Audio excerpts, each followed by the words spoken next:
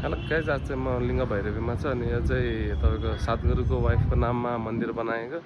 अनि मलाई चित्त नबुझेको कुरा चाहिँ बरु सातगुरुकै मन्दिर बनाए चाहिँ उहाँको प्रतिष्ठा केही राखेर बनाए चाहिँ ठिक हुन्थ्यो, स्ट्याचु राखेर। तर उहाँको वाइफको नाममा राख्यो भएर चाहिँ उहाँको वाइफले चाहिँ हामीले किन मान्ने भन्ने कुरा, किनभने उहाँको वाइफ त गुरु थिएन होइन।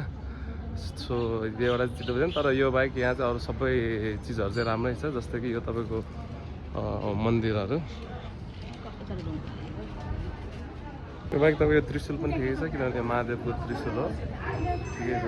अनि यो भवन पनि एकदम राम्रो छ। तपाईँको यो महादेवको मूर्ति पनि राम्रै छ, किनभने यो ओरिजिनल भवनै हो। I don't know complain in अरू चाहिँ आर्टिफिसियल थिङहरू सबै ठिकै छ। मलाई जस्तो लाग्छ यो चाहिँ सातगुरु आफै नै सुतिरहेको हो कि जस्तो पनि लाग्छ, किनभने उहाँको वाइफलाई लिङ्गी भएर बनाएको भएर।